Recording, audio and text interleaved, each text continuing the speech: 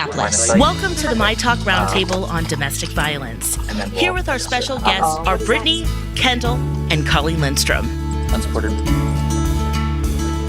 Welcome, everybody, to this myTalk Roundtable. This is a very special edition on myTalk 107.1. You may be thinking, I'm tuning in for Brittany and Kendall. You guys are here, too. Yeah, absolutely. I'm Colleen Lindstrom. I'm a former host here at myTalk. I'm currently a #1 fan of myTalk and sometime fill-in. But you usually tune into myTalk to hear us talk about fun things, to talk about, that's what we say, where talk is fun. But sometimes pop culture collides with a real life event or a real life situation, and it becomes really important to have a deeper conversation about that. And that's what we're doing here on this myTalk Roundtable. That's one of my favorite things. Would fight with you right now because I think I listen more than you do. So I was a little annoyed that you said you're the #1 listener. But I will say what the coolest thing about myTalk is we do take on the hard conversations. We do take on awesome things. And if there's conversations to be had, we do have them. We're not going to shy away from them. And so today our talk is about domestic violence. And there's a couple of things that I want to make note of that are making this a particularly timely conversation. And one of them is the movie It Ends With Us. And that is a movie that you've heard about. It's in theaters. And it is a movie that stars and is produced and directed by Justin Baldoni. He is going to be joining us a little bit later in this hour, actually in the very next segment. So you're going to get a chance to hear from Justin himself. Mm-hmm. And we're also going to be joined by a couple people with an organization called No More. That's that they served in an advisory role on the movie It Ends With Us. We're going to be joined by Pamela Zabala, who is the global CEO of No More, and Jane Randall, who is a co-founder of No More.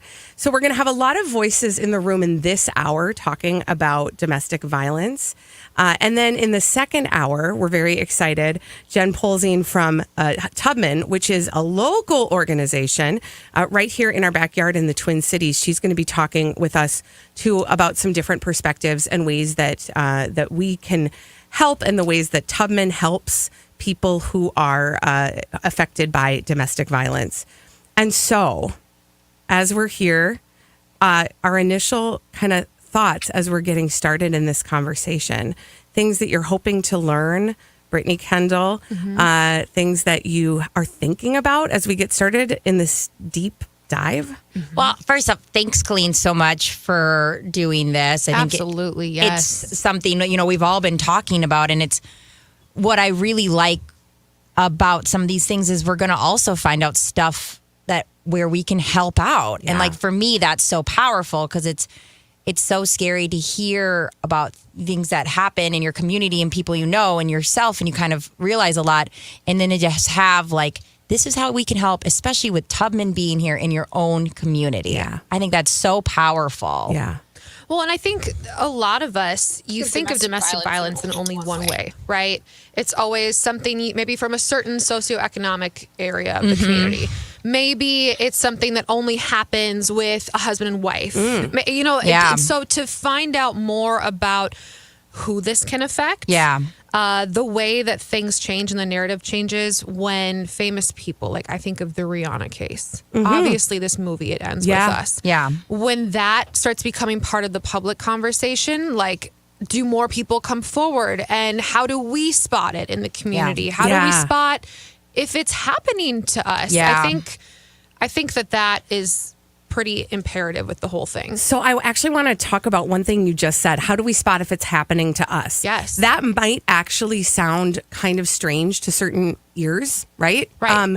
But this is one of the things I appreciated so much about the book and the movie, It Ends With Us, both of which I read the book 3 days before I watched the movie. Oh, and when I say really? 3 days before, I mean read? in one day, because I'm a power reader. That's how I roll. And I do believe in reading books in their entirety before I see them on the screen. So I went to see the movie, and one of the things that struck me about it is the way that the story is told. It's told in such a way that you can understand the I don't want to say the position. You understand the perspective of Lily, who is the female star, loving somebody so much, with so many good qualities, with so much to love, and actually not understanding or being clear about what is happening to her. Yeah. Right. Not knowing how to identify herself, or if she should identify herself as a victim. Believing that every time is the last time. Yeah. There's so much about it that because so many people don't have an intimate experience with domestic love or domestic violence in their loved ones, in their family systems, or in their romantic situations. I think we have a lot of opinions. Yeah. A lot of people have a lot of opinions about how it should go. Yeah. Right. And this was a really wonderful opportunity to see a different perspective and hear a different perspective. Yeah. It is. Sorry, go ahead, Brittany. No, I was going to say, I mean, I read the book and I felt like the storytelling of it in the love story, I went into the book not knowing what it was about at all. And I thought I was reading a love story. And that kind of messed with my head in a way that I wanted it to. It changed, the way that you think, is that you weirdly are rooting for them. And you shouldn't be. I mean, I think the author did a really good job with tapping into that. Yeah. And then, and then the movie really kind of brought it into a visual, so like it engaged yet another sense in your way of processing it. It for me, it was such a hugely transformative experience to watch it in this way and feel like I was identifying with certain, and troubling. Like I'm going to actually say it's like troubling. I would say that's where I have hiccups, where I go, oh, and you said identify in yourself, and kind of looking back.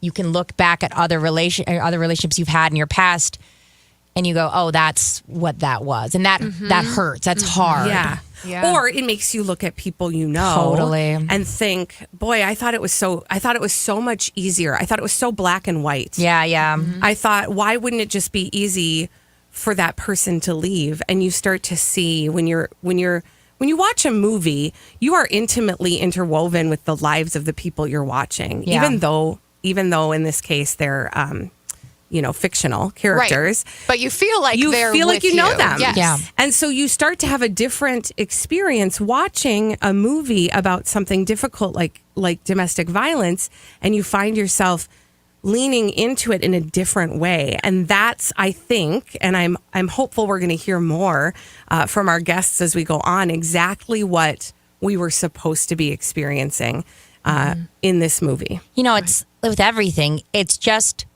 so complex, right? I mean, there's nothing simple about any of this. And all the dynamics come into play. I mean, the good, the bad, it all comes into play. And it's conversations worth having. And I think, like you said, there is a stigma attached to it. And that shame aspect, which, it shouldn't be there, right? We can say that all day, but it's there. And until it's talked about and open, it will be there. It just will be. Yeah. Well, and I think just researching, knowing this was coming up and wanting to educate ourselves about this too, finding out that 1 in 4 women and 1 in 7 men have been victims of severe physical violence by a domestic partner.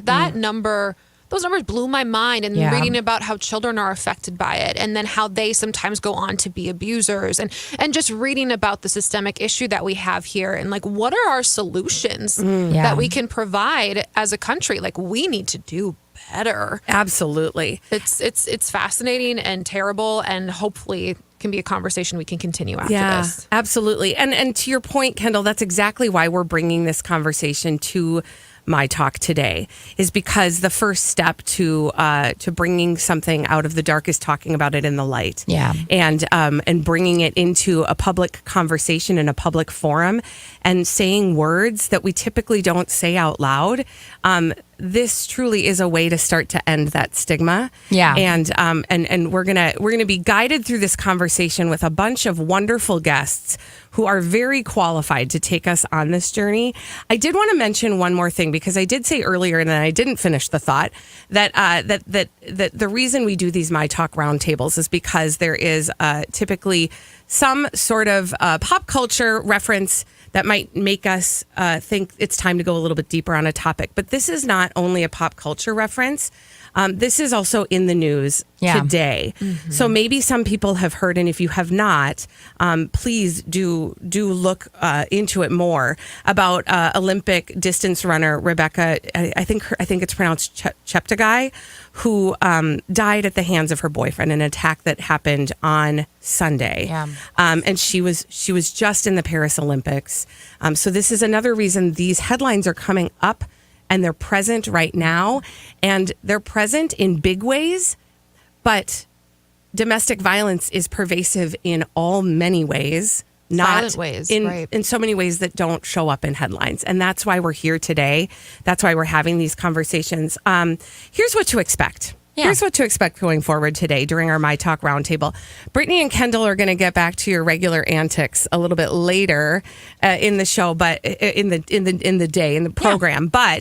But for the next hour and a half, we are going to be joined by, like I said, very, very intelligent and very qualified guests.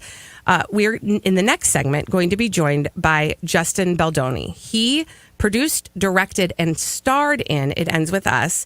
He's, among so many other things, an actor, a director, a producer, a New York Times bestselling author. He's a podcaster. He is the owner of a production company, which is who produced this It Ends With Us. So he is here to talk about his role in the film, what he has learned, why he was passionate about this film, what he has learned and knows about domestic violence as a result of that. We're also joined by two people who advised him on this film from an organization called No More. Pamela Zabella is going to be joining us in the next segment, as well as Jane Randall. Pamela is the global CEO of No More, and Jane Randall is the co-founder of No More. It's going to be a full house, having a very important conversation about domestic violence on this roundtable. I do also want to say that the myTalk Roundtable on domestic violence with Justin Baldoni is going to be available as a podcast later. So if you're tuning in at any point and you're going, shoot, I missed it, you'll be able to read it. You'll be able to hear it later. And also it's available wherever you get your podcast. So you can just search myTalk Roundtable. And it will be replayed again tonight on myTalk from 6 to 8 p.m. We'll be back after this on myTalk 107.1 with this myTalk Roundtable discussing domestic violence after this.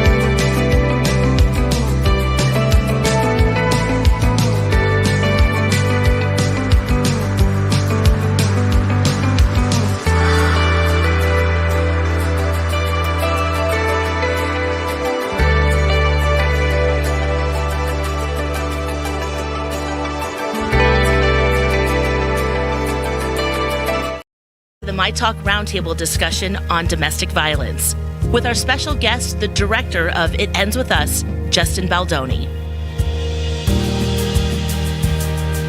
Welcome back to the myTalk Roundtable on domestic violence. I am Colleen Lindstrom, former host here at myTalk. I still hang out every once in a while, and I'm so glad to be joining my friends Brittany and Kendall as we have this really important roundtable about domestic violence that was prompted truly by a movie that is in theaters right now, based on a book by Colleen Hoover. And it's called It Ends With Us. And we are so excited and so honored and so thrilled to invite to the show the producer, director, and starring the star. I'm going to say that of It Ends With Us, Justin Baldoni. Justin, thank you so much for joining us. Hi, so nice to meet you all. We're just honored to have you here, and so glad that you're here to help us kind of navigate this discussion. I also want to introduce our other guests. From No More, we have Pamela Zabala, the global CEO, and Jane Randall. Am I saying that correct, Jane? Jane Randall? Correct. Yep. Who's the co-founder of No More. And No More took on an advisory role on It Ends With Us. And that is why you all are joining us. We're so grateful to all of you today. Thank you. Hi, Jane. Justin, Hi. a little family reunion over there. Indeed. I wanted to start with a question. This one, I want to actually make this kind of an all play. So for everybody, because I've noticed something in myself that I wanted to check in with. I use the terms domestic violence and domestic abuse interchangeably. And I'm wondering if there's a difference or if there's a reason we should be using one more than the other. And I'm sorry if that came out of left field, but I always feel like if I have a question, other people have a question as well. I'm going to jump on that one. Please. And yes, it's actually a very good question. So it actually is such a kind of a concern in a way that some countries prefer to call it domestic violence. In the States is what the term that we kind of use the most. But other countries have changed their legislation, like the UK, to call it domestic abuse. The main difference between both of them is that with domestic violence, there is this kind of assumption in a way that physical abuse or there's some kind of physicality is happening. And domestic abuse tries to bring together all the other factors that are in play within a relationship, right? Which might not be physical, might just be emotional, financial. So that's where other countries are kind of moving. And you can see now that many more people, are using the term domestic abuse. So, it is the most complete of both terms, I must say. So I incline towards it. Thank you. Thank you for that. That actually was very helpful. I'm also going to make this one an all play. I Justin. So much better when they're all play, by the way. I know, right? We just make it a community. You couldn't have anyone better on your show than Jane and Pamela, and they are instrumental in why the movie is the way that it is and why it is so successful and why it's changing lives. So please make as many of these all plays as you possibly can. Well, so to that end, I mean, the question I have is that one of the things that was so apparent and meaningful to me in watching the movie is the way that the violence was portrayed in such a way that it puts the viewer in the shoes of Lily and wondering if what happened actually happened in the way that it happened, until it kind of becomes clear after a collection of events. And so I'm wondering if, Justin, from a director's standpoint, if you can talk a little bit more about that choice. And then also Pamela and Jane, if you can talk about how that actually mimics the reality of domestic violence in relationships. It's a great question. And something that I've been so blown away to receive feedback on from so many survivors. I didn't expect actually how many people would come out of the woodwork that I knew personally and tell me about their experiences. Also men coming out and sharing that they grew up in homes similar to this and and the movie helped them start to remember some of these things. So to answer your question, it was an intentional choice. Christy Hall, our amazing writer, and I were developing this film, and turning this from a book into a movie was really challenging, because anytime you're taking a beloved property like a book, where you have a lot of real estate, right? You have 400 pages. Yeah. You have the benefit of internal dialogue. Mm-hmm. Example, right? So when you read the book, you're in Lily's mind. So she might be looking at Ryle, but we're hearing what she says about how she feels about him. And so we're painting this picture, and we're given the head start of an internal monologue. But the other thing that happens is that you fall in love with the characters, you fall in love with the situations that they're in.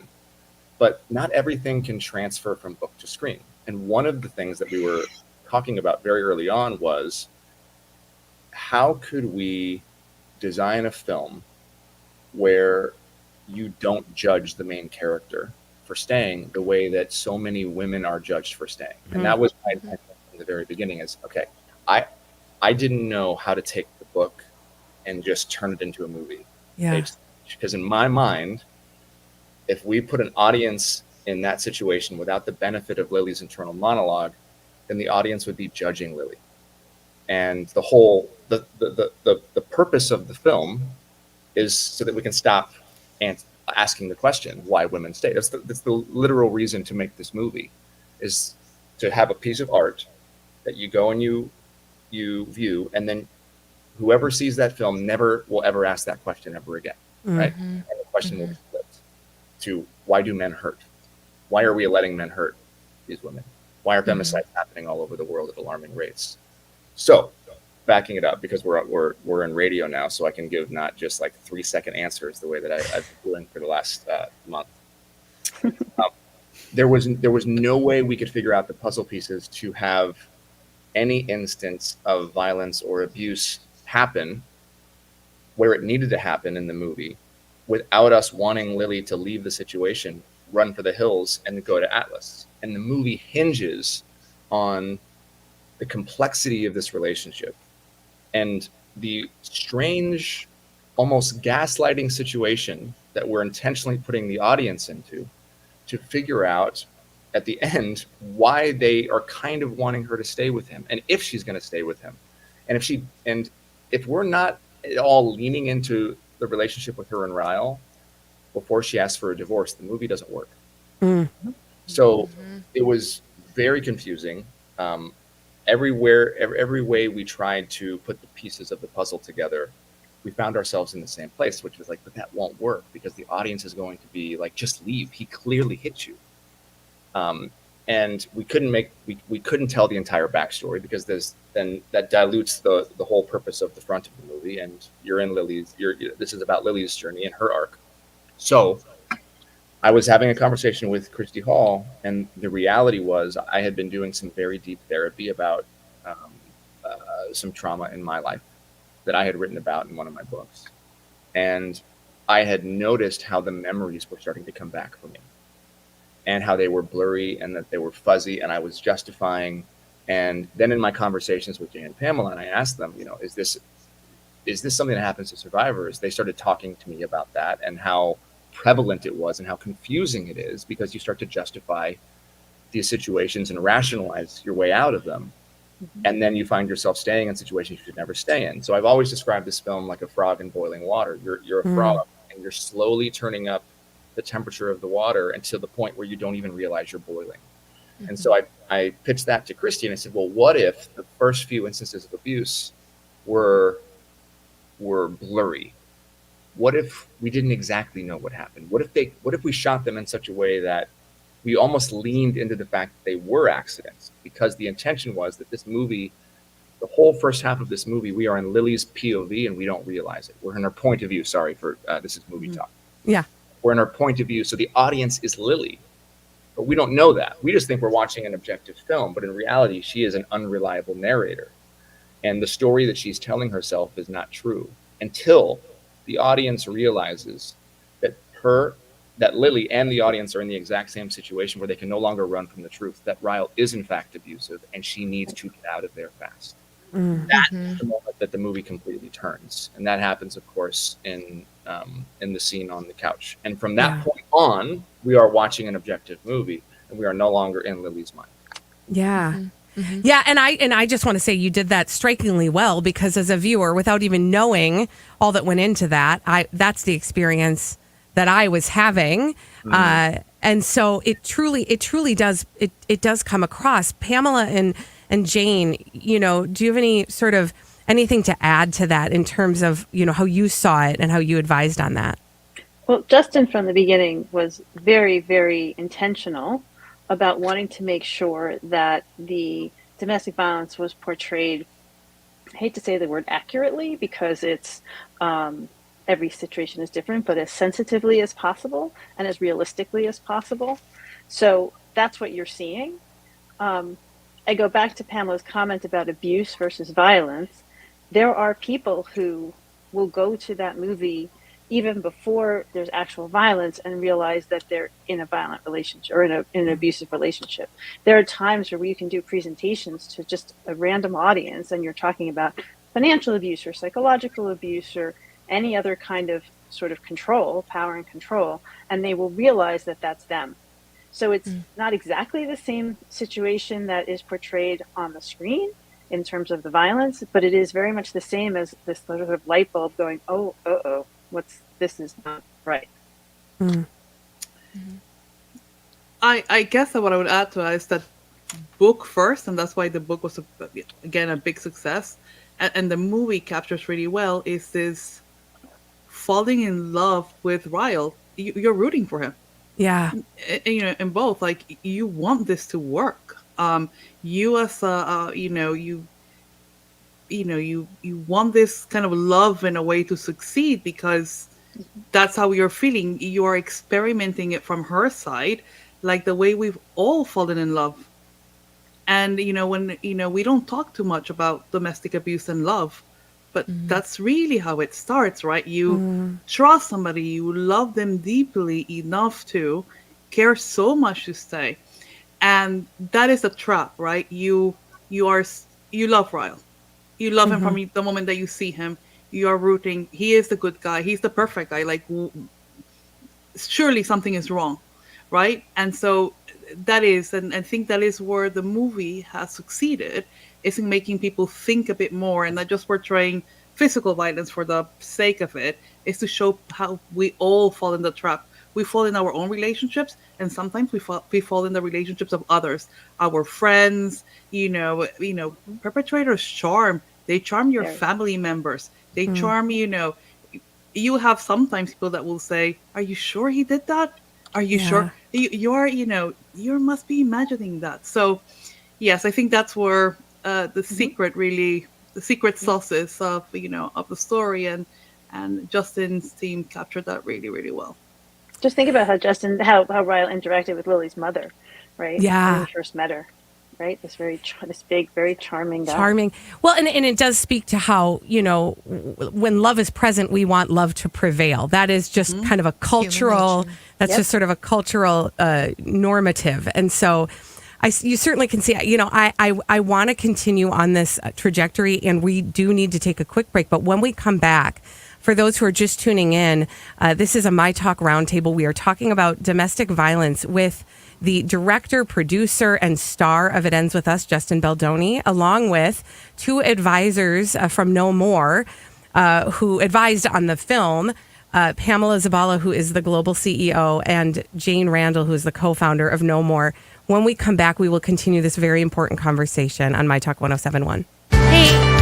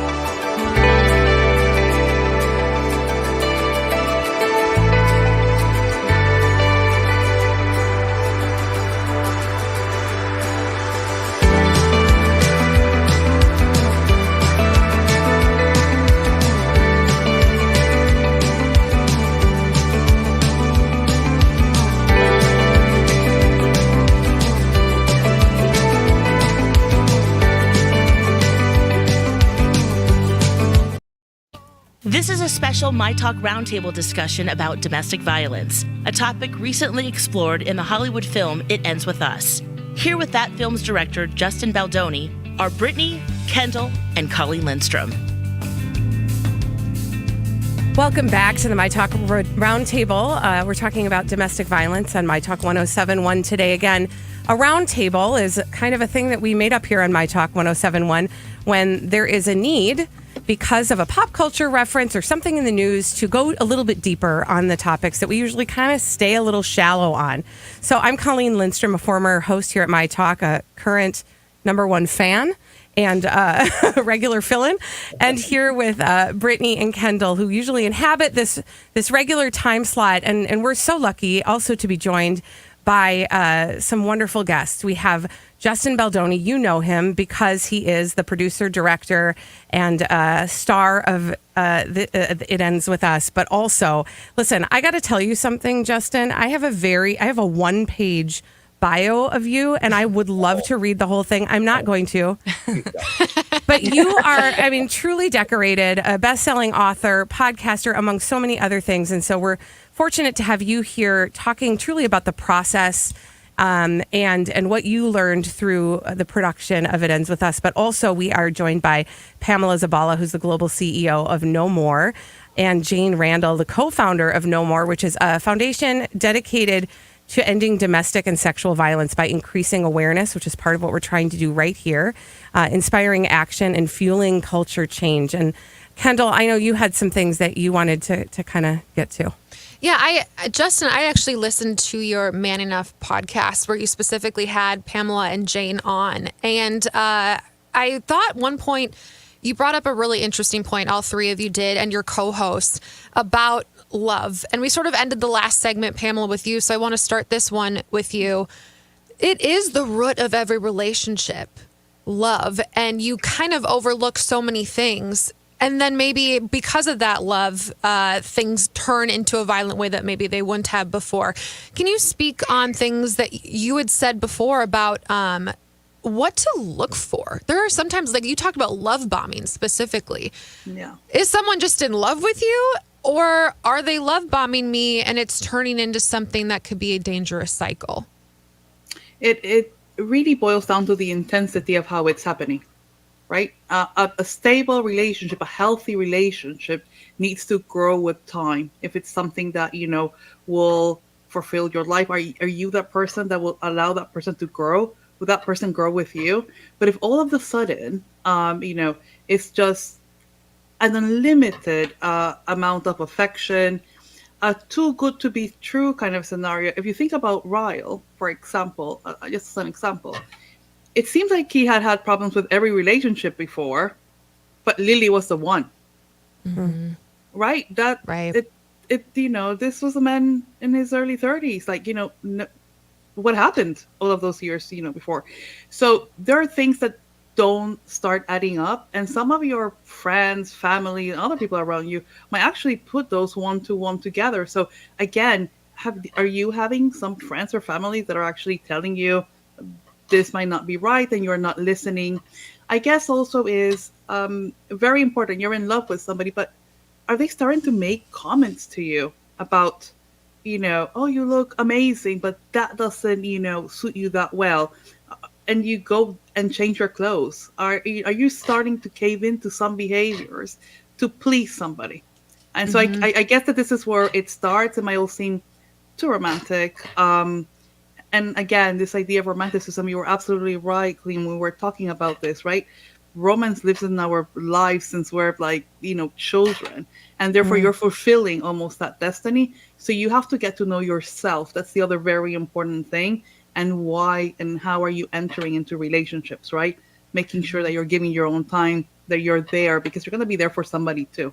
So yes, there's a host of signals really for this. I want to add one other thing, and it's something that people don't do enough, which is to trust your gut, right? Mm-hmm. People so often, whether it's with a friend that you see in a relationship that just something doesn't feel right, or it's yourself, people sort of err in the opposite direction as opposed to trusting what they feel. Because you know what, if you feel it's wrong or something's not quite right? You're probably correct. There probably is something going on, and that's something we really should teach ourselves, but certainly the young people in our lives, right? To trust your gut, because your gut very rarely leads you wrong. Absolutely. No, go ahead, Justin. Because we've spoken about this maybe privately, and I just want you guys to maybe go into it a little bit more if you can, because it's helped me. There's also the difference between, love bombing, and somebody who is genuinely in love, and there's this, they just want to show their love, and it comes back to what you were saying, Jane, which is like, well, what does this feel like? Are they listening to my cues? Am I actually liking what they're doing? Am I asking them to slow down? Are they listening? Are they paying attention? Or are they just bombing me with it?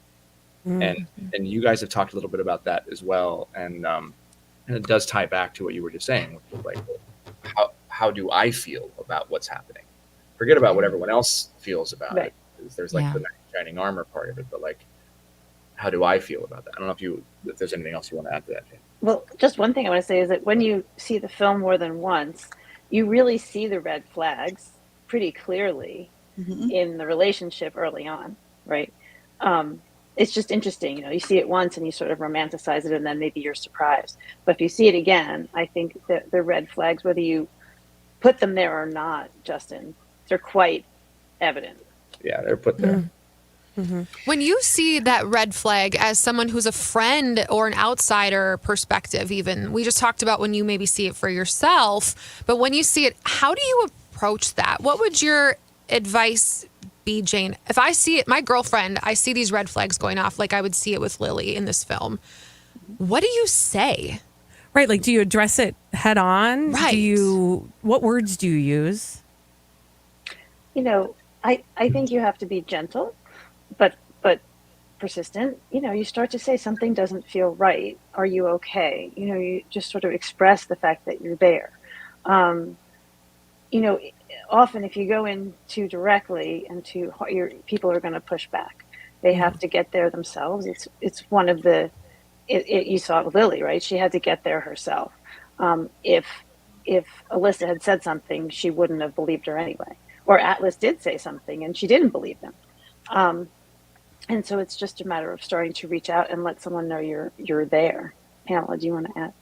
Yes, I think the most important is letting them know what your thoughts are. So being honest, but at the end, just, making them aware that the door is open, that at any point they can come, at any point they can tell you, what's happening if things change. Because part of the problem with leaving a relationship many times is that people just feel like they've loved this person, but then they're going to be judged, to step out because maybe they had friends already warning, right? So making sure that, you've made that comment, but if she comes back because she thinks that's true, she won't be judged. And I think that's really, really important. And I think, Justin, in the movie, just quickly, in the movie, you do a great job, right, of not judging Lily for making that decision. In fact, applauding Lily for making the decision. And I think that's helpful because one of the first things we tell people is listen without judgment, which means, but he's such a great guy, but he's a neurosurgeon, but. Sorry, Justin. No, I was just going to add something that I learned from Survivors that Jane and Pamela had introduced me to also. And again, you guys should speak more. I'm just the filmmaker who you guys are the experts and you deal with this every day. But if this can tee you both up to talking about it, which something that I learned was that abusers, and I'm just going to just call them general abusers, people who abuse also tend to try to isolate their victim.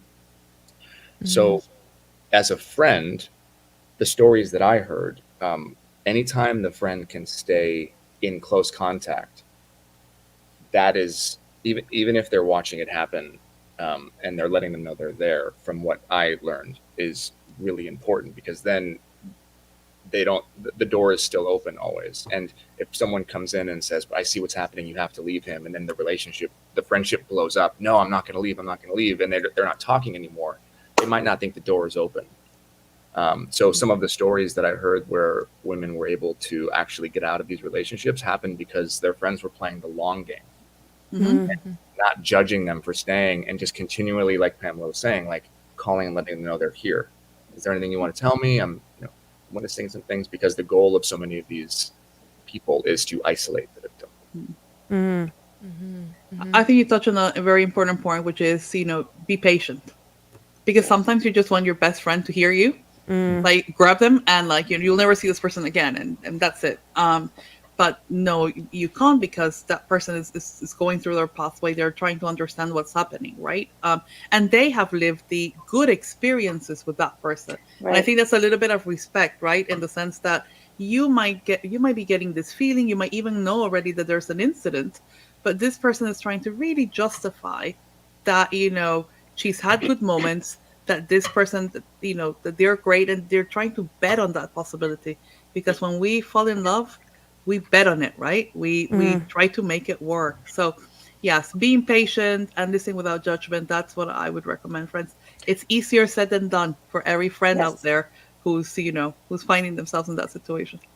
But one comment, interestingly, sorry, really quickly, that you're good. That Kimia Motley, who was on your podcast and is a survivor, made was that she really appreciated that the movie showed love and that not every moment was bad, right? That you saw it was sporadic, because it's realistic, right? Not everything is bad. And she herself, who was in a horrific relationship, really, it was just so interesting. She was so appreciative of that. It was just a great example of how seriously the filmmakers and Justin took making this as realistic as possible. Jane, you just teed me up beautifully for what we call a tease in the business, because we're going to take a break here. But the word that keeps on coming up that I've noticed in the last 3 segments is the word love. We keep on talking about the love in the relationship, and we talk about how love might feel different. And when we talk about how the cycle repeats, it can be easy to believe that love is not part of that equation, but there is a belief of love always in a relationship, often when this is present. So when we come back, I'd like to talk a little bit about how the cycle repeats, and there is a repetitive cycle in the movie. It Ends With Us. Lily watched violence to her mother from her own father. And so I'd like to kind of touch on that when we come back on this roundtable discussion on myTalk 107.1. We're talking about the movie It Ends With Us and domestic violence as it was portrayed in the movie. And we are joined by Justin Baldoni, producer, director, and star of It Ends With Us. Sorry, did I say This Is Us? Somebody wrote something wrong here. It's not my fault. This is us talking about It Ends With Us. Justin Baldoni is here with us, and Pamela Zabala and Jane Randall, both from No More, a foundation dedicated to ending domestic and sexual violence by increasing awareness, which is exactly what we are doing right here on this roundtable, and we will continue to do when we come back on myTalk 107.1.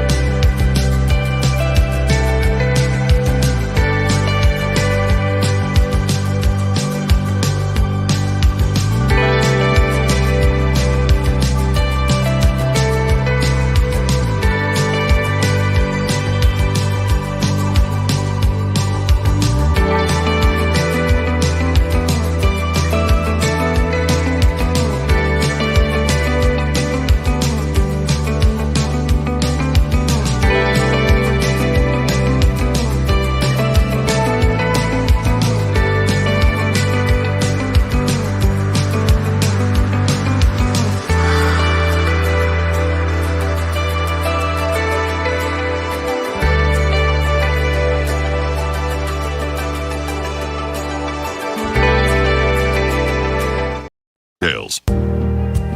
Welcome back to the myTalk Roundtable discussion on domestic violence with our special guest, the director of It Ends With Us, Justin Baldoni.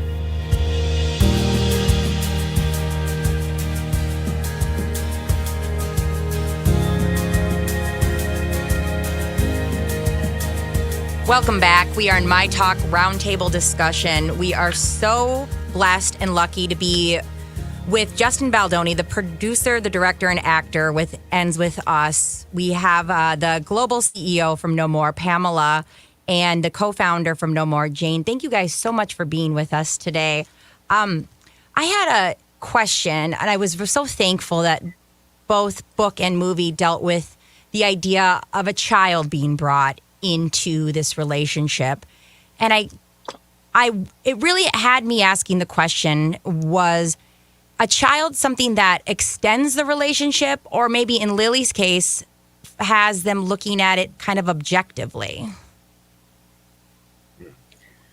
I mean, that is an excellent question. I'm going to start here, and I'm going to pass, this to Justin, because there's obviously a lot of discussions. The book and the movie are different in the way they end.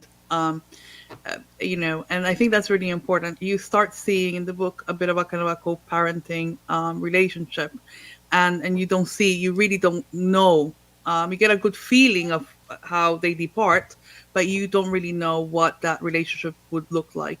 The reality for domestic violence, survivors, is that co-parenting can become really, really difficult. All the process around custody, visitation are more often than not, weaponized against them. So it is very difficult.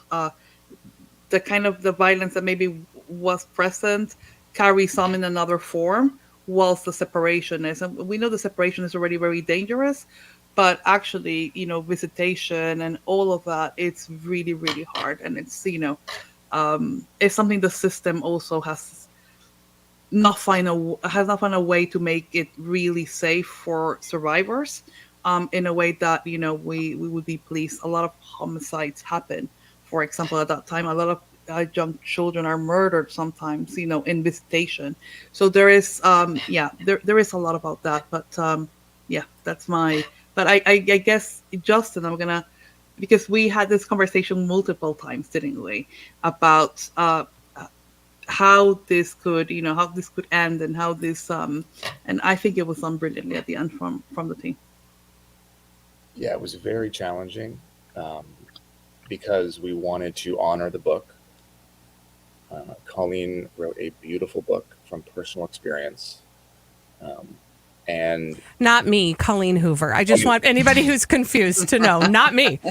But it's true. It was a beautiful book. And yet it's that challenge we talked about earlier. When you're bringing the text to the screen, there are some things that don't work. And so one of the things that Pamela and Jane and I, the three of us, had these kind of brain maps, these long sessions just talking about, well, how does this work? We were just trying to figure out, well, what would Ryle have to do in between when we see him hurt her and we realize what's happening and we can no longer run from it, to the point where we see him co-parenting? What would he have to do to justify Lily's choice in allowing him to co-parent? Mm-hmm. And so we tried adding lines here and a line there and a scene here and a scene there, where we were, we even at one point we were layering in to the scene where he shows up and he's helping Lily with the crib, that he's been in therapy and he's been in anger management. Like, we were trying all of these things, and no matter what we did, it didn't feel right. And right before we shot, we had taken a break. We had a writer's strike and an actor's strike in the middle of this movie. So it was a very challenging production. Mm. And I had a chance to put together the film over this hiatus. And when I came back, just before we shot, I just kept feeling like, I don't think we should shoot this co-parenting scene. There was just not a way that I felt comfortable making it work. And every way we tried, and Jane and Pamela tried, because they were also... they wanted to protect the movie and the book, but also their job was to really help me make sure we were doing justice to. So we just couldn't figure it out, and it would have opened too many questions. And I didn't want to have such an amazing, powerful film be drowned out by noise around the decision to see them parenting. So, as I was editing the scene in the where Ryle says goodbye and the divorce happens, and he closes the door, I just had this feeling, and I like, this is the last time we should see him. It should be, the door should close, and we don't need to see Ryle again. Wow. Now, that's not to say, in another universe, if there was another story and it continued to happen, that they're not co-parenting, but we just don't have the space in this film to show how it's happening, why it's happening, and what work he's doing to justify that it's happening.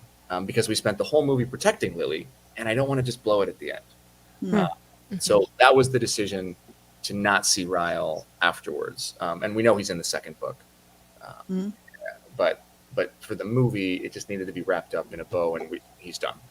It's about Lily at this point. And it's so interesting, Justin, when you're talking about that. In a movie, the story ends. The story ends, and we go home and we think about it. But life doesn't operate in that way, right? And so that's the way that story lives on in us, is the way that we continue to think about it. And our boss here at the radio station, she just saw it last night. She said she can't stop thinking about it. And I think that is a very, very typical experience that people have after seeing It Ends With Us. But in real life, the story does go on. In real life, relationships do continue. People still are in your life because of a child, maybe, or another connection or a relationship. And that's the reality. And I do appreciate, in terms of the storytelling, what a big choice to make, and so true. And like you said, there is a whole story that's going on. That's like a whole other film that is made in a different dimension. But in reality, it would have been romanticizing. Yeah. And we really fought hard to make sure that the critics of the book, the survivors who were not happy with some parts of the book, were heard, because they have a right to be heard. Absolutely. And the reality is that it's very dangerous to co-parent. Somebody that is willing to hurt the person they love the most is not stable. And so many women are in that situation every day. So many women are in that situation every day.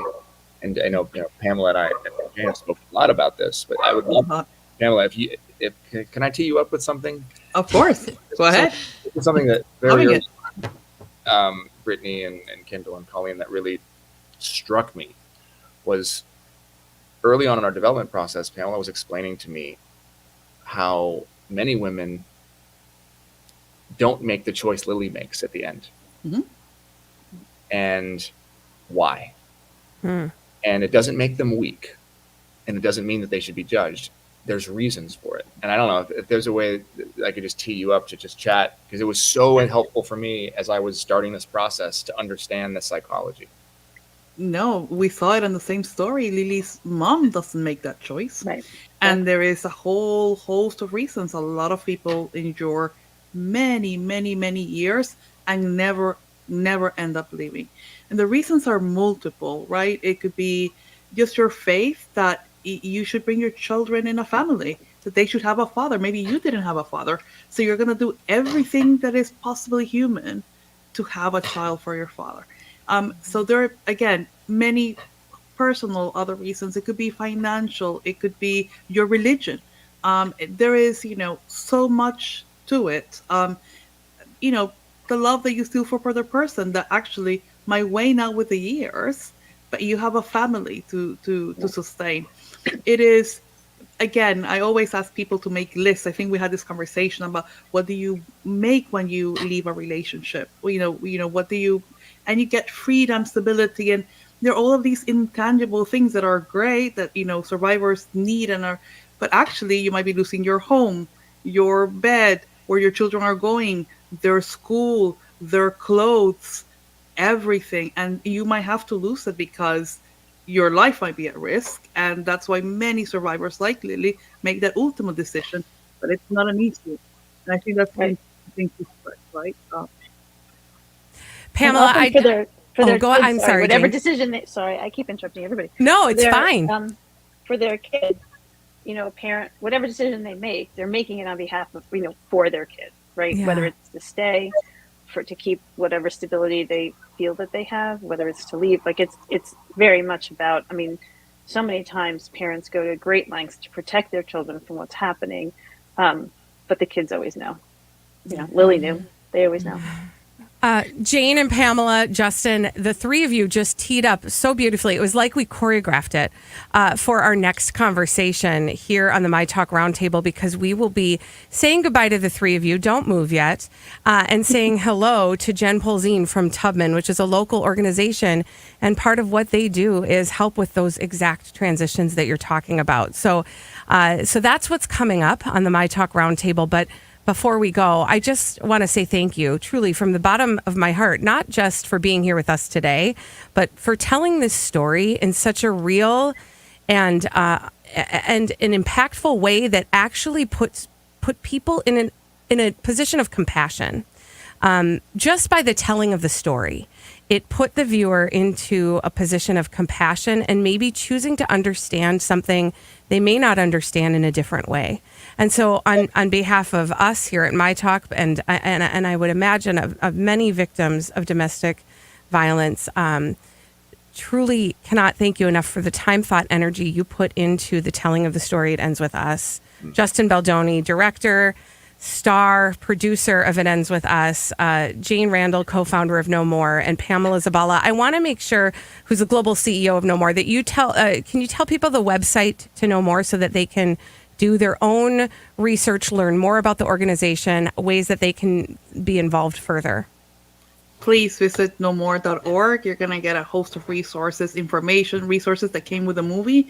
Very important to get those, to read them. And last thing, I always tell people, you might not be in a situation like this, but inform yourself so you're prepared when a friend, when a colleague in your office, when a stranger tells you that they're going through this. Beautiful. Thank you so much. Thank you all so very much. Thank you all so much. Such a pleasure to be here. Thank you. I do want to remind our listeners that you will have an opportunity, if you've missed any part of this roundtable, you'll have an opportunity to listen to it again. It will be rebroadcast between 6 and 8 on myTalk 1071, and you can also find the podcast wherever you find podcasts. Just search myTalk Roundtable, and you'll be able to listen to it later. I highly recommend it. And again, thank you so much to our guests, Justin Baldoni, Pamela Zabala, Jane Randall. When we come back on myTalk 1071 on this roundtable talking about domestic violence, we are going to be joined by Jen Polzin from Tubman on myTalk 1071.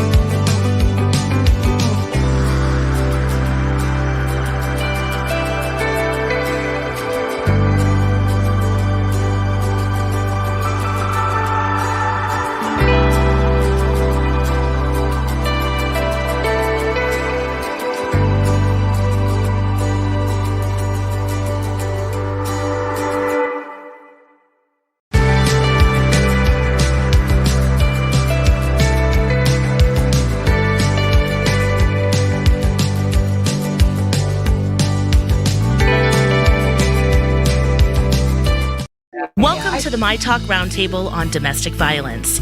Here with our special guests are Brittany, Kendall, and Colleen Lindstrom.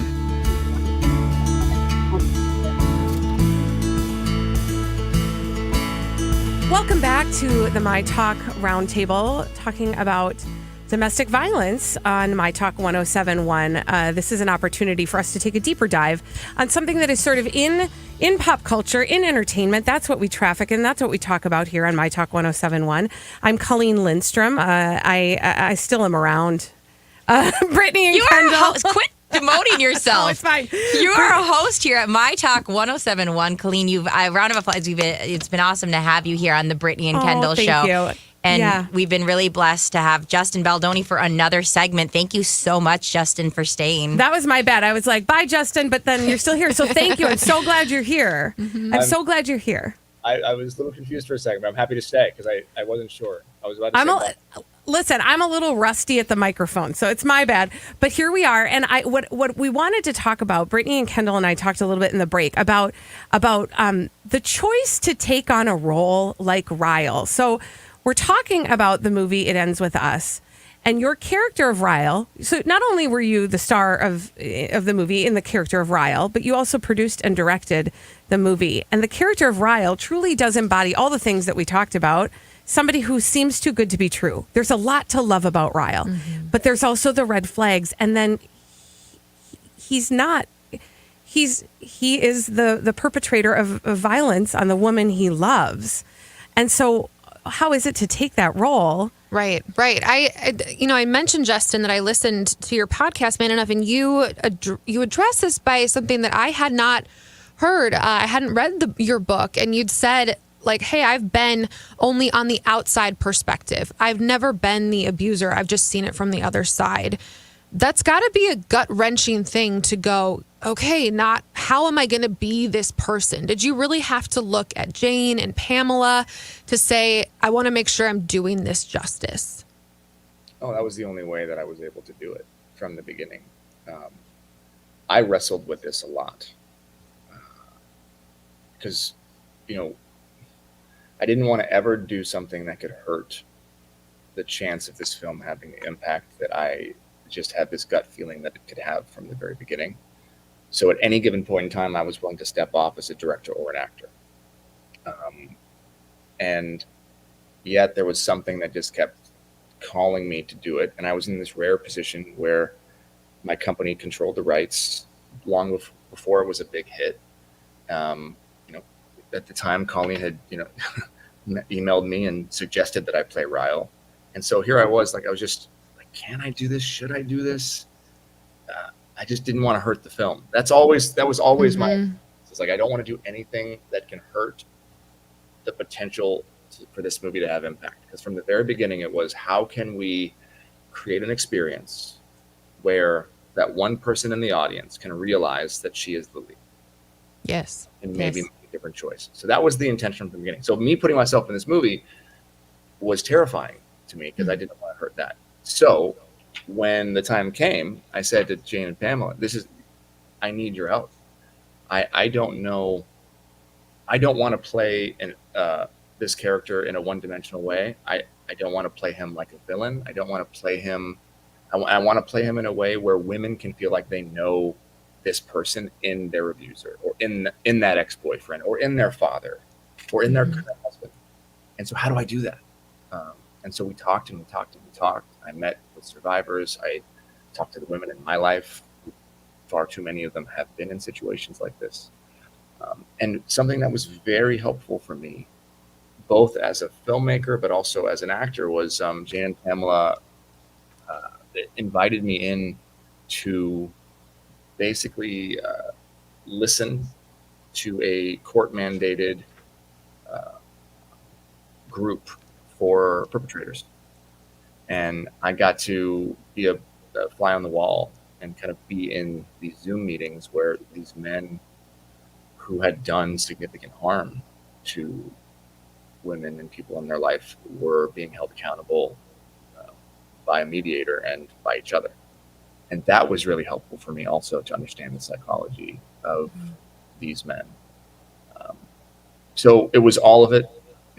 It was very hard. it was confusing, and I just wanted it to be honest. That was what I kept talking to my wife about. I just want it to be honest. I don't want to ever feel like I'm acting. And if the person ever feels like I'm acting, then they're taken out of the situation. They're taken out of the movie, and it's not going to touch their heart as much. And that was for me the biggest challenge. Can I portray this authentically? Mm-hmm. You had these huge, lofty. Oh, I'm sorry. You cut out for a second. I'm sorry. No, you're fine. Okay. You had these huge, lofty goals. We're talking with Justin Baldoni, the producer, director, and actor of It Ends With Us. You teamed up with No More, a foundation that's dedicated to ending domestic and sexual violence by increasing awareness, inspiring action, and fueling culture. I want to know, Justin, around here, I would say these lofty goals, when I look at people who've seen it, have been accomplished. But what is the feedback you've received from this movie coming out? I have the chills. You asked me the question, like I got goosebumps all over my. It is. Here's the reality of it. It's confusing because we're balancing a few things. We're balancing the success of the movie and my metric for success from the beginning, which is women seeing themselves on screen, saying it ends with me, leaving relationships, friends bringing their friend who is in a situation like Lily into the theater, conversations happening, men recognizing their own patterns.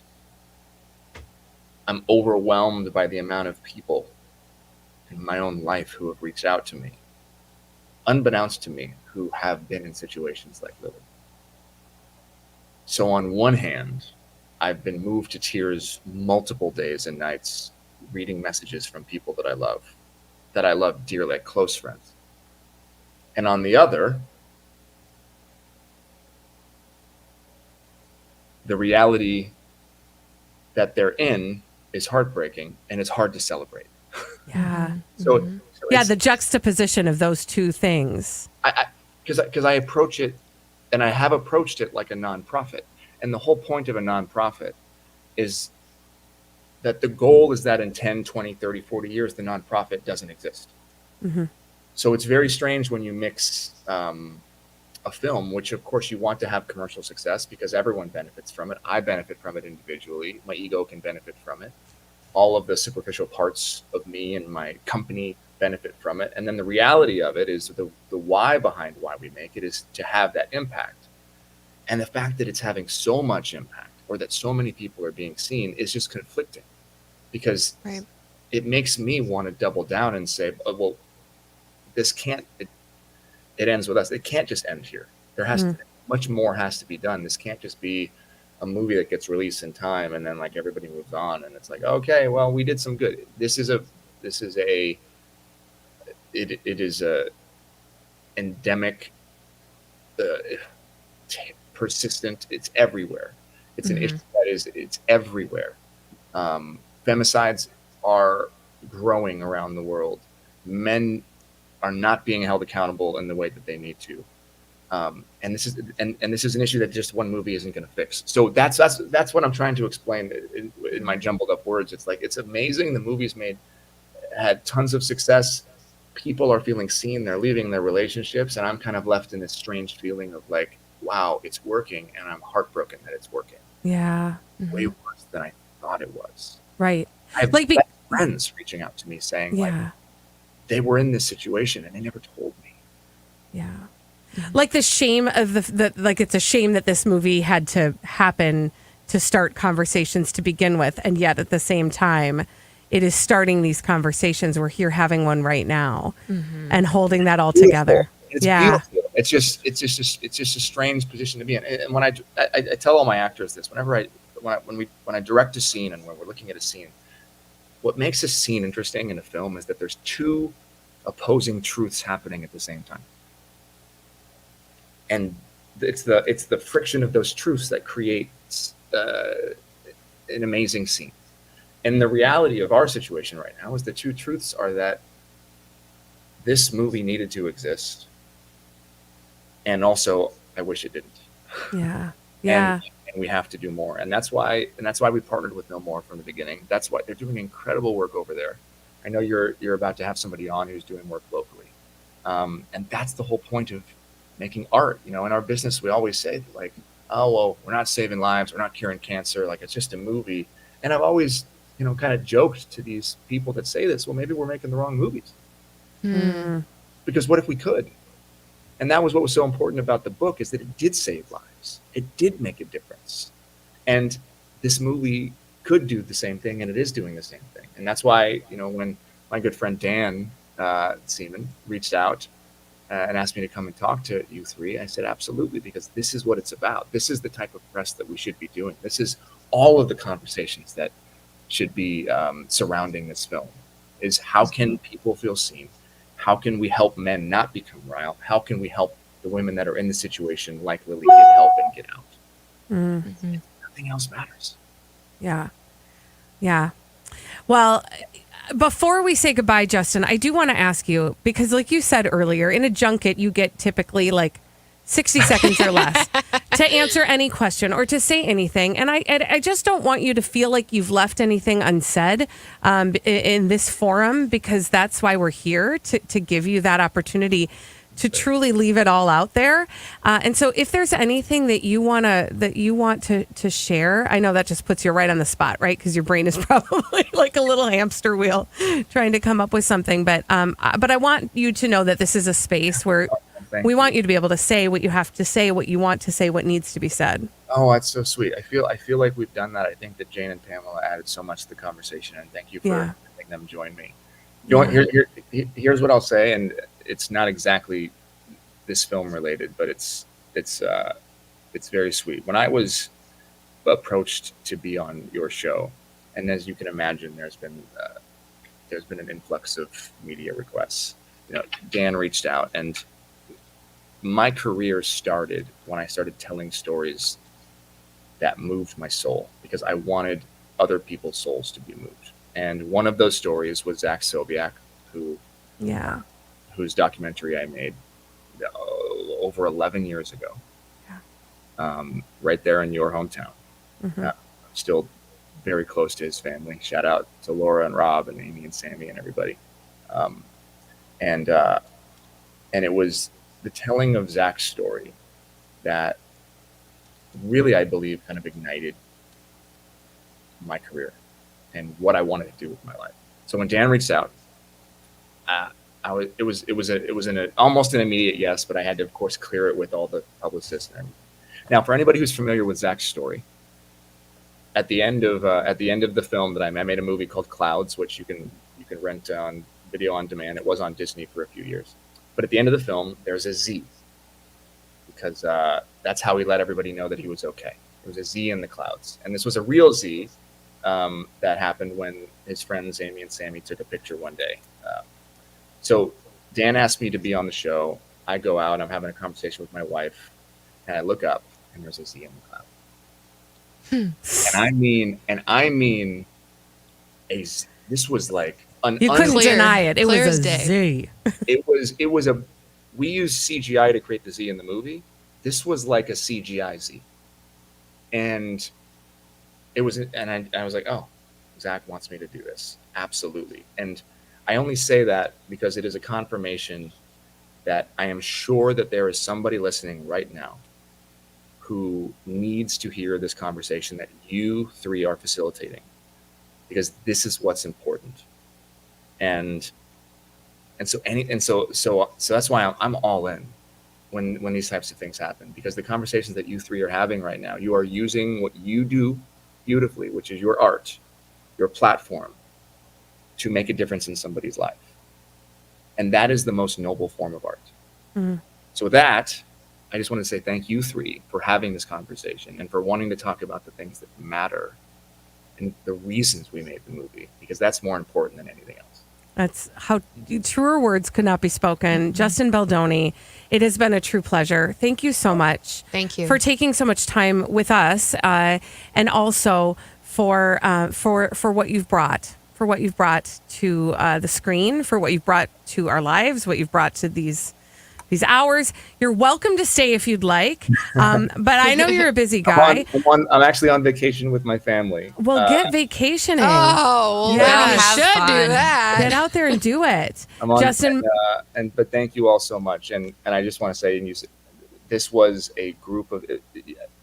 I accept the thank you, but there were so many people who poured their hearts and their souls into this film.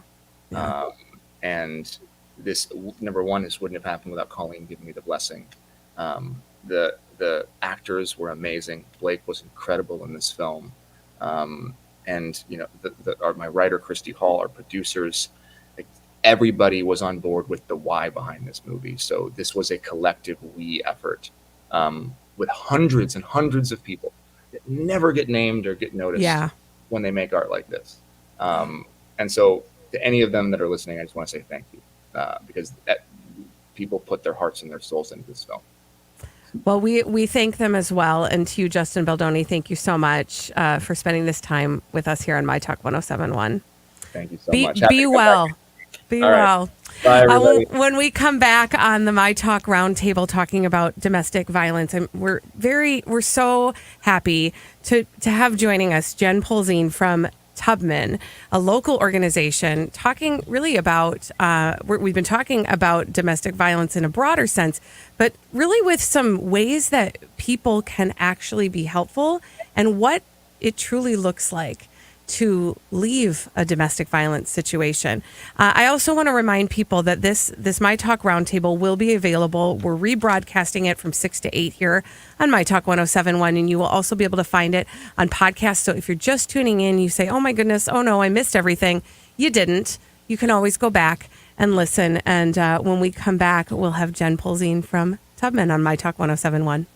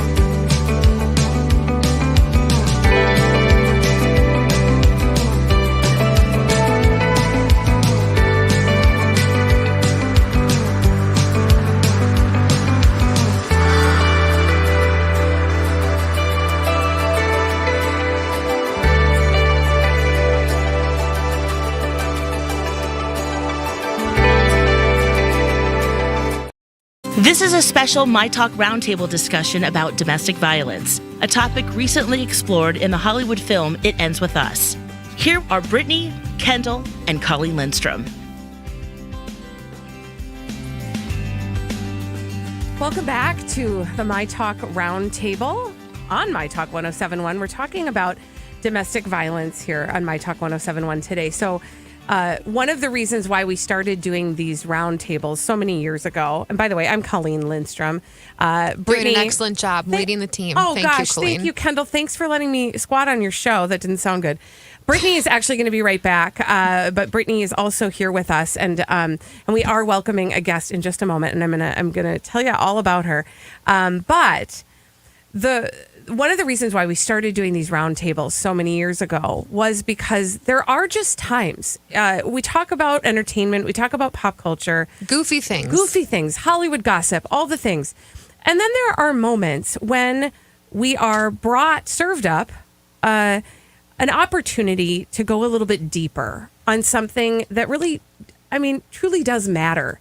And this was an opportunity. Justin Baldoni was so gracious to spend time with us to bring on 2 members of the organization No More to talk about what went into the production of It Ends With Us and how we and how they made the movie and how they kept it very true to the story. They were integral in really helping create the movie with him. Truly. Mm-hmm. And so then this unfolded, and an organization that's been very close to myTalk has been part of more than one project down and dirty, is our friends at Tubman. And Jen Polzine from Tubman, local organization, CEO, is here to join us to go a little bit deeper and even a little bit more personal on this topic of domestic violence. Welcome, Jen. Thank you so much. I'm thrilled to be here. We're so happy to have you. And I don't want to assume that everybody knows what Tubman is just because Tubman is right here in our backyard. So can you give us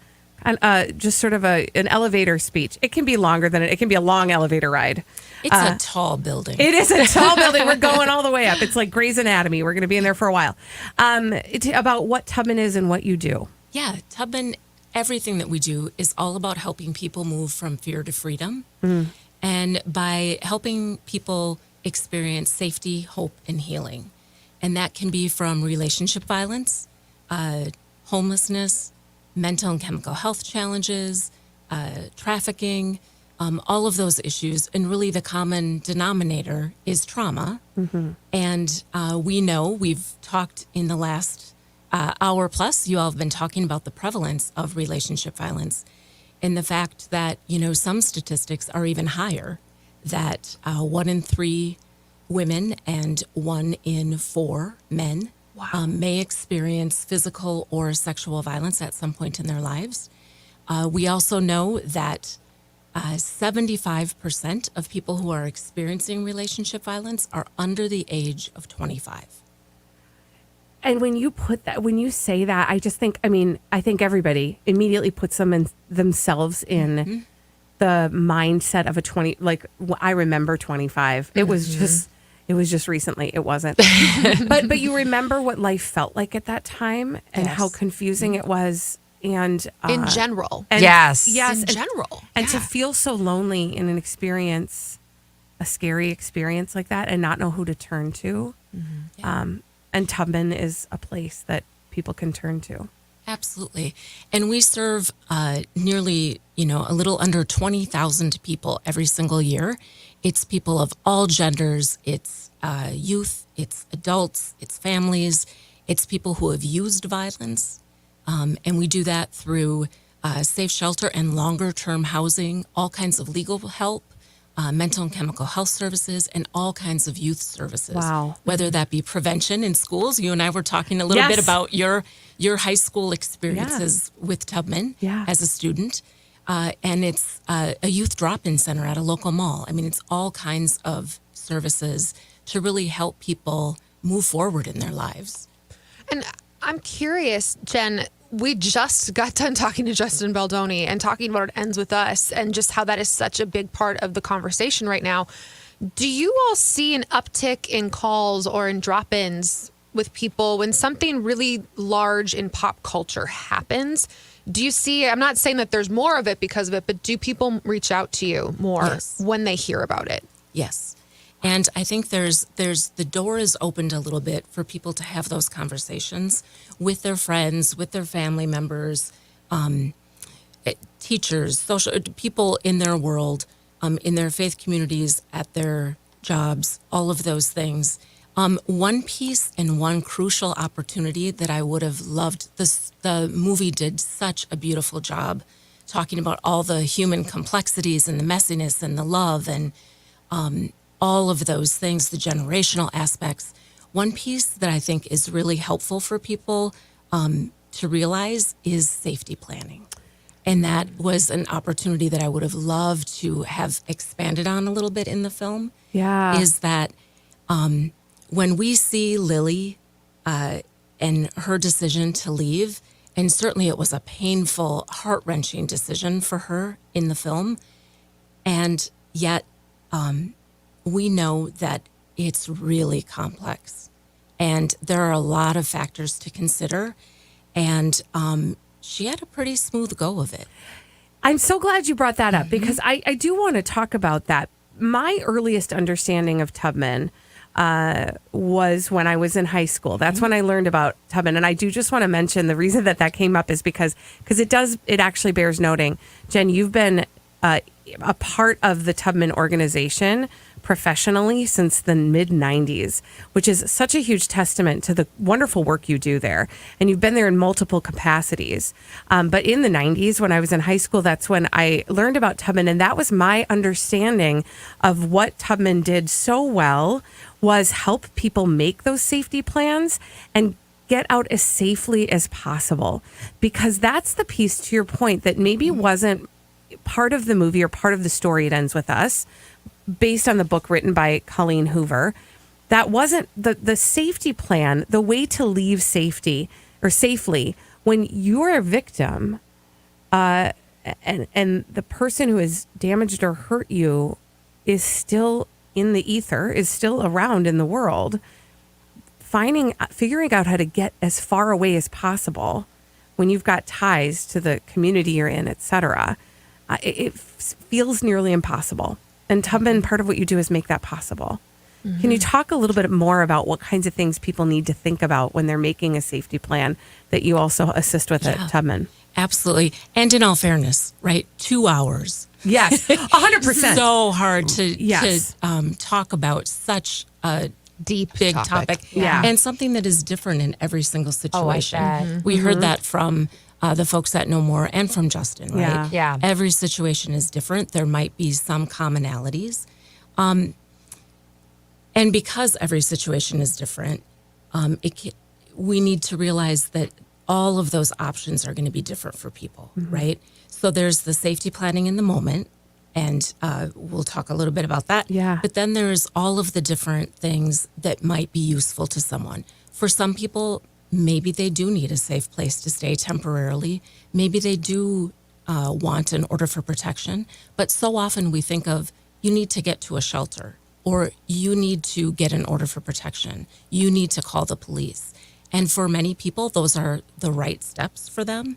And in some cases, it actually may, it might get worse. It might exacerbate the situation. Absolutely. Yeah. And so there are lots and lots of options and services, and whether it's groups talking with other survivors, all of those things coming together.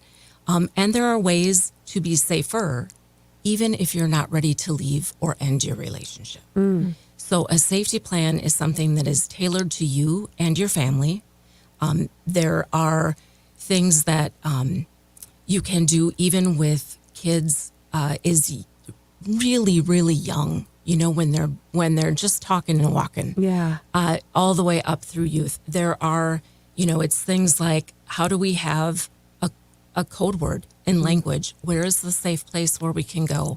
What is an object or something that you know is going to bring your little one comfort if you are leaving, to help them through that transition and help them in that trauma.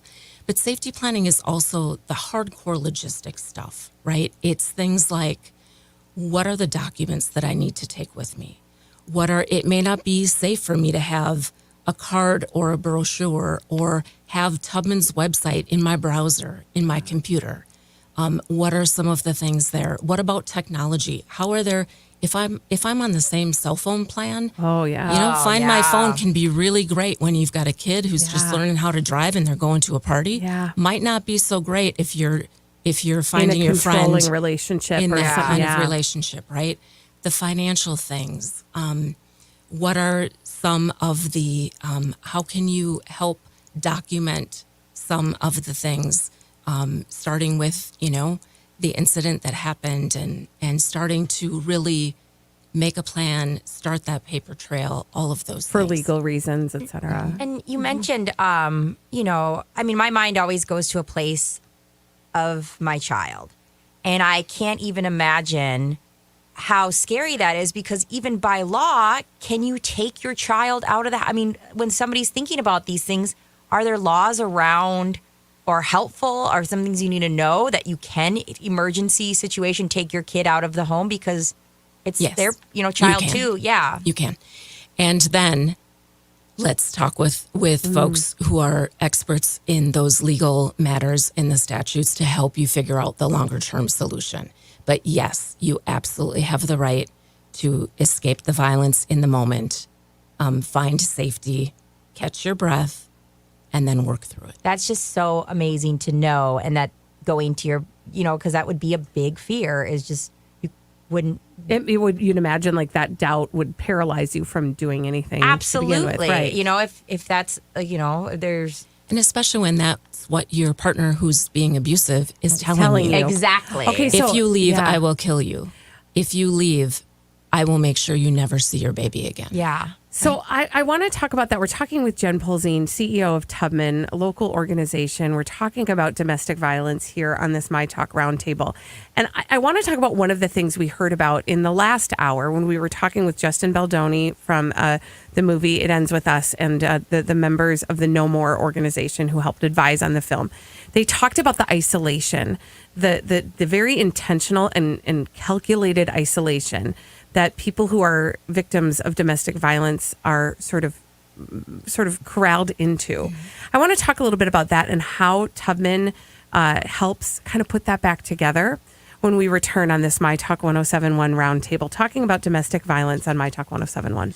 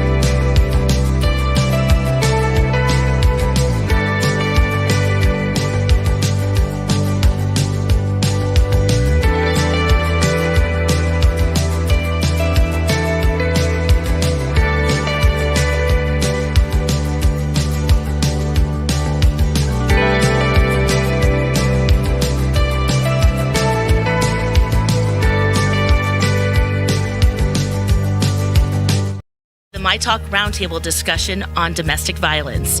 Here are Brittany, Kendall, and Colleen Lindstrom.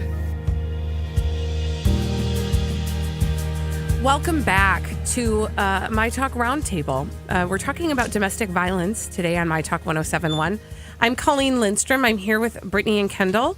And thank you guys for letting me crash here you and mean hang out. direct the ship? Yes.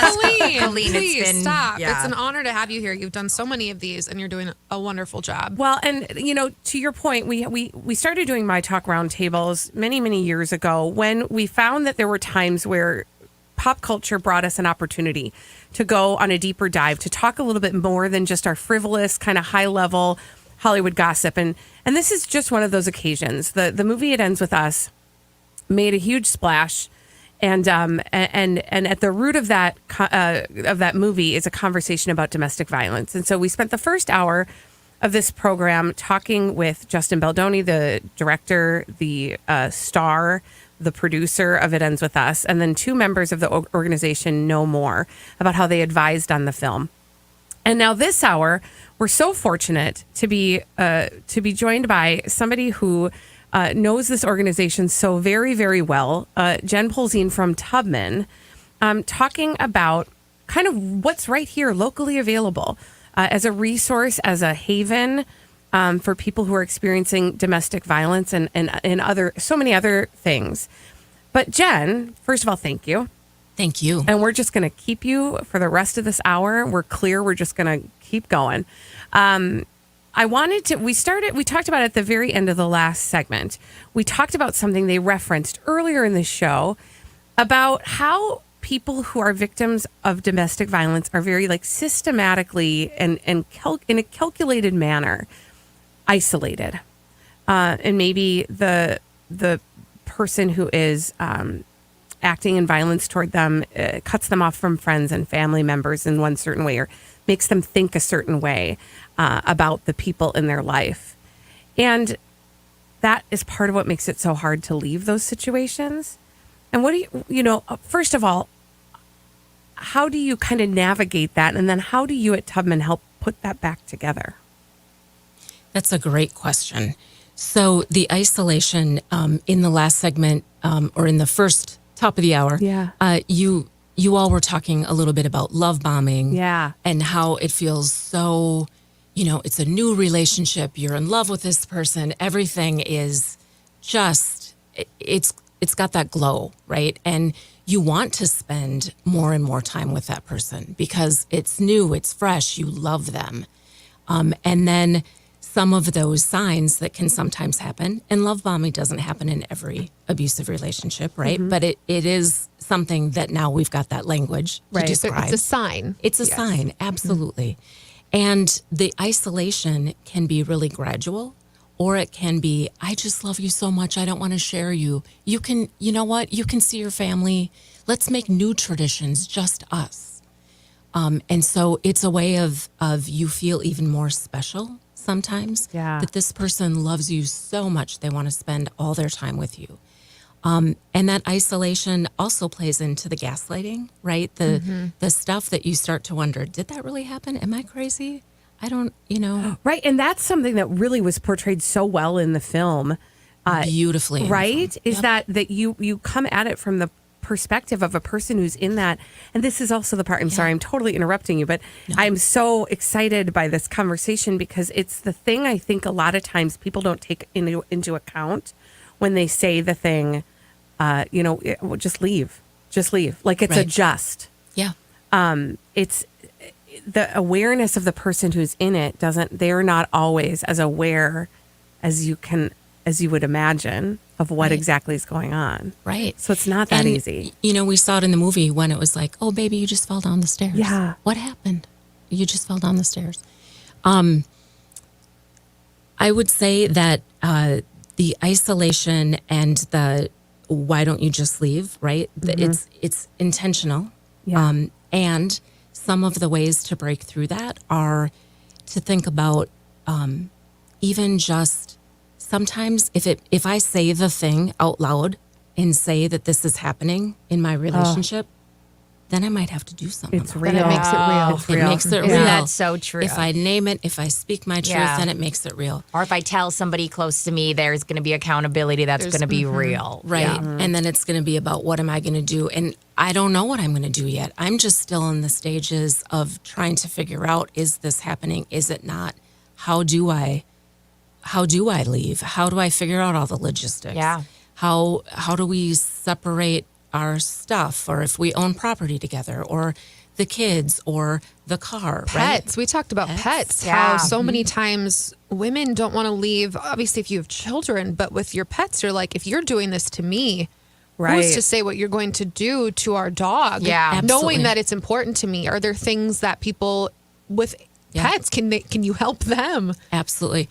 So we know that nationally, about 80% of survivors who have pets tell us that their pets have been either abused or even killed as revenge or intimidation. And you think about what an impossible choice that is. Yeah. It would be Yeah. like having, it's part of your family, Yeah. right? It's a living being. It's a living being. And so there is a big national effort underway to make sure that 25% of domestic violence programs are pet friendly by the year 2025. Oh, that's which is beautiful. just right around the corner. So Tubman and other organizations right here in the Twin Cities are joining forces to expand the number of volunteer fosters so that people can get that more immediate access. And at Tubman, we're also raising funds to open Harriet's Haven for Pets right on site at Tubman so that people can bring their pets with them. Wow. And can heal together, because we know There's support. Yes. it's yeah. part of that healing. Yeah. Especially you got, I mean, I've always come back to a place of kids, but you got your kid and missing his dog, his cat. I think that's just so amazing that you guys think through the whole picture at Tubman. We've talked a lot about these things, and sometimes I find myself going like, what can we do? What can I do? What differences can I make? Can I volunteer? Like, what does Tubman need from, people here in the community? Right. Yeah. Do you need diapers? Do you need formula? Do you need dog leashes? Do you need beds? Do you right. Yeah. So we have information on our website, which is just tubman.org, about different items that we need. And so it's donations of stuff, right? It might be, I just heard this week that we need sheets and towels, right? We needed backpacks to help people get back to school. Back to school, yeah. Those kinds of things, right? It might be personal hygiene items at our youth drop-in center. So it might be pet supplies to send with the fosters, right? It's all kinds of things. And so checking or calling is a great way to see what we're most in need of. I also will say that we have the most amazing community members here in this community who are interested in volunteering, in interning. Maybe they're students who are figuring out their career path. We also need longer term volunteers, and we use volunteers in every aspect of our work, whether that be at the drop-in center, whether it be answering the helpline, helping people navigate resources, facilitating support groups, all kinds of things. And the other thing, I'm just going to say it, we need cash, y'all. Yeah. And the reason that I say fueling the resources of the work is because the vast majority of our budget is staff to be providing the services. Yeah. The other types of things that we can do when we're resourced is we have something called the Freedom Fund, which means that we can provide emergency cash assistance to people who are using our services so that they can get the locks changed on their door after an abusive incident, so that they can stay in their home and not have to leave and start all over again. Yeah. Not have to worry about their leaving their home and starting over, which is such a huge financial endeavor. Right. Or get a bag of groceries to last them through the next payday, or get copies of their birth certificates so that they can continue to move forward. All of those real life, just little bit of help. Jen Polzine from Tubman, CEO of Tubman, as you're talking, I am struck I think sometimes when we're taking, when we're not, I don't know, when we're not being close, when we're not close to the topic, we're not truly thinking about the breadth and depth of all of the aspects of life that you have to employ and think about when you are choosing to escape a situation that is unsafe for you and your family.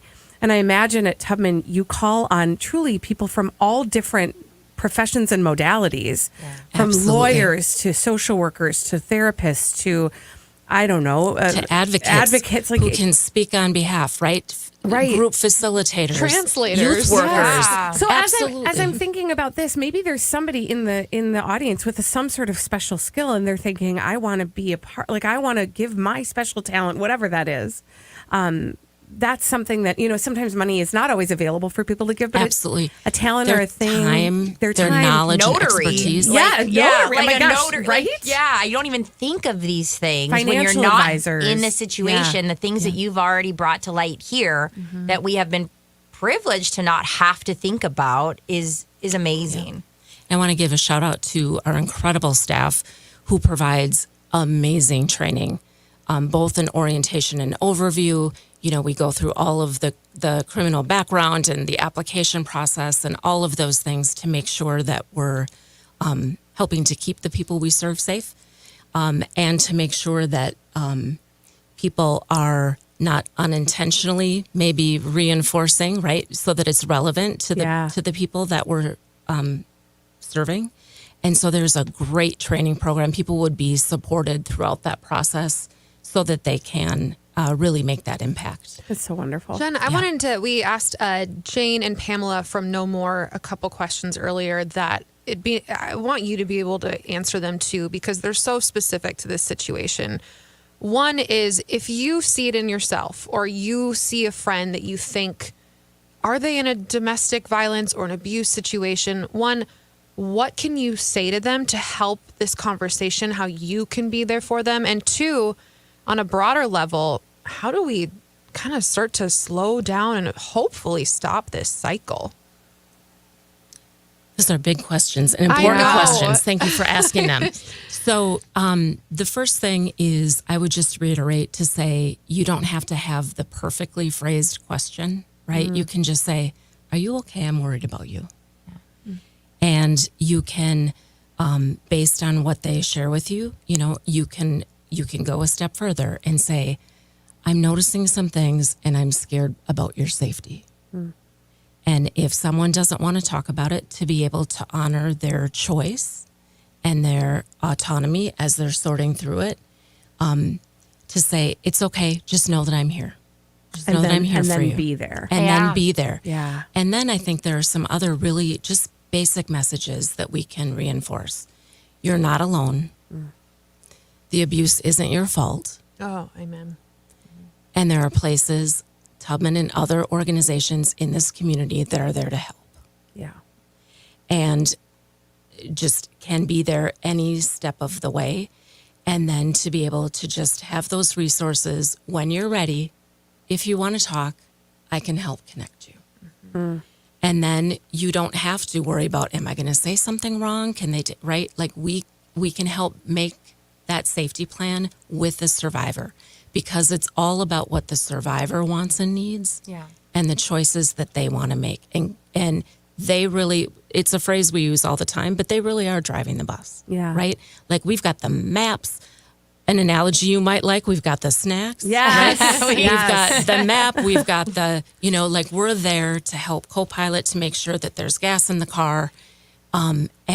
But they're choosing the destination. Which I can, I'm so sorry, Brittany. I just imagine, like, what a gift that is when you've been in a situation where you felt very powerless, to be given that power by somebody. But also scary, right? Right. Like, I was thinking we're on the same wavelength. I thought that same thing. It's so empowering that you're saying that, but also terrifying if you've been somebody who hasn't had control or even know, the first things about some of the aspects that they haven't taken on in their life. I mean, it's got to have both sides of that coin. Absolutely. Which is why it's all about pacing and working with the survivor, right?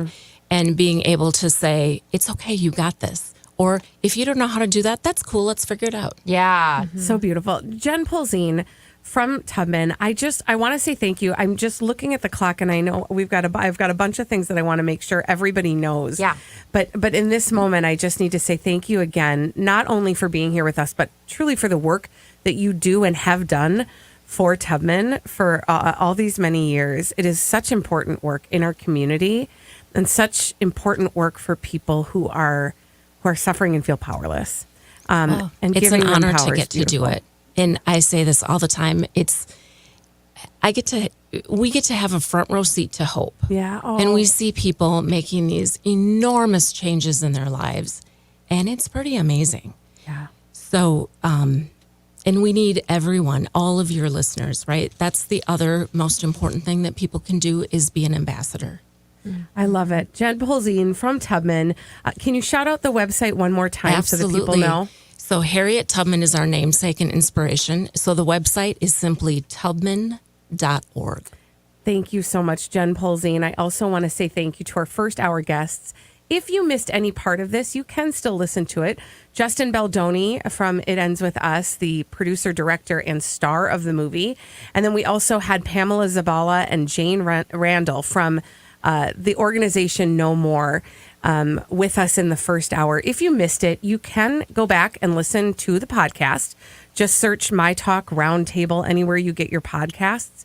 But also, if you're just hanging out and you're thinking, I wish it would be served up to me, it will be. Because this will be rebroadcast between 6 and 8 o'clock this evening. And so there's lots of different ways that you can continue to interact. And if you didn't get any of the websites or the links, we're going to put them all on myTalk's page. We're going to have a landing page that you can go to, so you don't have to scramble and look for a scrap of paper. We're going to have all those links available to you as well. We got you. We got you. What an incredible conversation. I think we all three of us agree. What a privilege to be a part of it. Unbelievable. And I think we all learned things. Yeah. I think, and hopefully you as a listener have had an opportunity to consider things from a different angle. Or feel heard. Or feel heard, right? Because that's truly what was, we heard our friend, he's our friend now, Justin Baldoni from It Ends With Us, talk about how important it was for him to make sure that people felt heard. And so thank you again, Jen Polzine from Tubman, and thank you, Brittany and Kendall, for giving up this moment. This was great. No, it was an honor to be a part of it, and thank you so much for coming on and facilitating this. It was a pleasure to do. It's such an important conversation, and thank you all for listening. And the Brittany and Kendall show will proceed after this on myTalk 107.1. Calling all curious